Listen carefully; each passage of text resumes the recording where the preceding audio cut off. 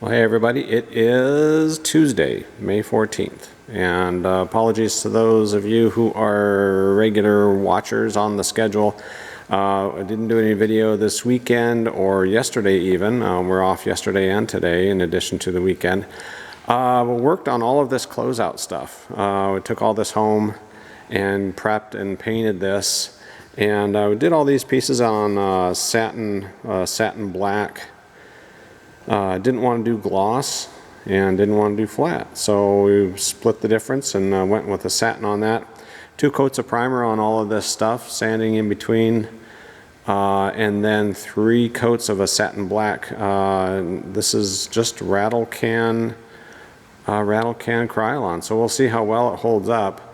Yeah, see what we get on that. And the one thing we did different on here was, this is the center console where the headset jacks are. Did a covering on this, a flame resistant coating, not coating, material. Geez, material. I couldn't come up with it. And this piece has the headset jacks here, and then it had 2 more holes on each side. I think that was for LEMO plugs for Bose headsets. If you don't know what LEMO plugs are, that's where you can have power to the plug in addition to the audio, and it powers up the headset, so you don't have to have batteries. But we don't have those headsets, so we went with, we decided just to cover those up, and did that by putting a piece of scrap aluminum in there. JB welded that up, and then used some more JB weld to fill in those holes to make it smooth, and then sanded all that off, and then used Weldwood contact cement on that to put that on. So that's actually still curing a bit. We did that yesterday, so we've still got another couple days before that's kind of fully cured. But yeah, we got seat side panels. We've got the control stick closeouts here. That's another control stick cover. We've got the flap handle cover, kick panels, some center pieces up there. And we just set this in here, the Station 2B closeout.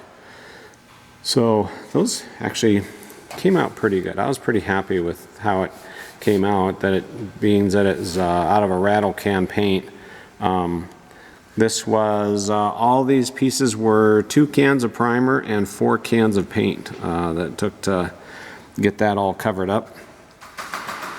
Today is the dreaded forward baggage floor. We're going to get back to that and see if we can get this all figured out again. A long time ago, we were working on this and got a little frustrated with it and decided to stop and move on to something else. So we are going to look at that once more. So here we go. Okay, I got our forward side panels out here for the baggage area, and I decided, like another builder did, they call for riveting this in. There's 1, 2, 3, 4 rivets, and then they've got screw holes here that go to an underlying nut plate. I'm going to screw these out, and then the tabs, those 4 tabs, we're going to tap those out. We're going to thread them. We're going to tap them for probably an 832, I think, or maybe well, we'll check the size and see. But we'll tap those out, we'll thread those, and so instead of riveting that in, we'll screw them in, and that gives easier access down into that side area there if we ever need to adjust that or redo that turnbuckle that's down there for the aileron cables. So we'll work on that a bit. Oh, also found that when these are installed, the aileron cable just almost rubs on there. So we're going to take probably about a 1/4 inch out of this on both of these.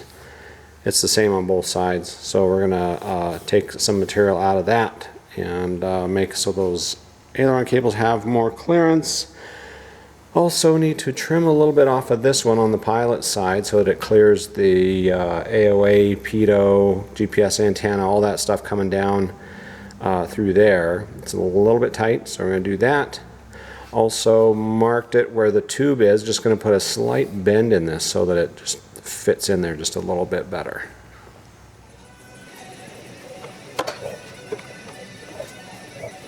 Okay.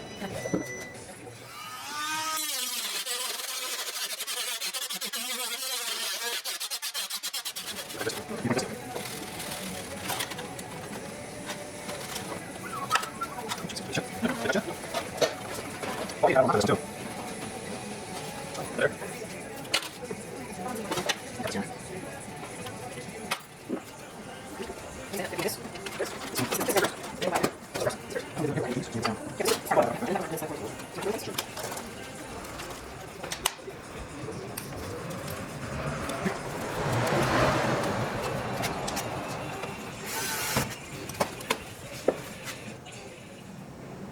I got these sides trimmed up here for this aileron cable, and it looks close on the video, but there's plenty of room in there, and same with the other side. A lot of room in there for that to maneuver. Did have to trim this back just a little bit to clear this, and I did put a little bit of a bend in here. It doesn't actually touch the tube, it's away from the tubing there, but I didn't want that tail sticking up, so bent it down and around a little bit on that, both sides. So next thing is we will tap these, we'll drill these out and tap these tabs for threads, so we can put screws in there.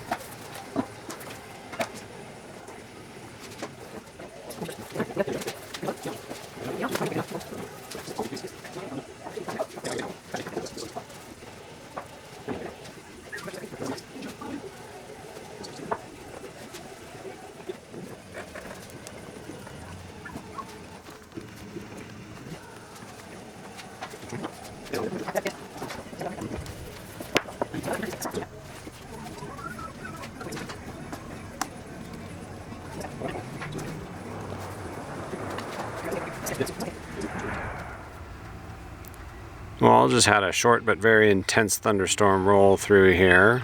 Some pretty good cracks of lightning going, and pretty good dump of rain for a little bit. But yep, it was a pretty nice day actually.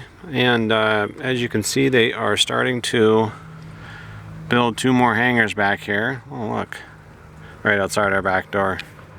Well, I guess the bathroom's close. Yeah. And we are done for today. I decided to pull these rear side panels out from the baggage compartment in order to put the material over it.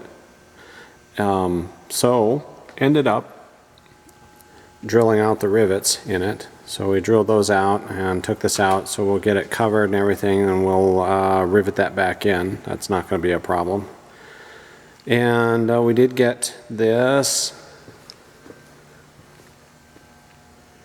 This is the forward baggage floor.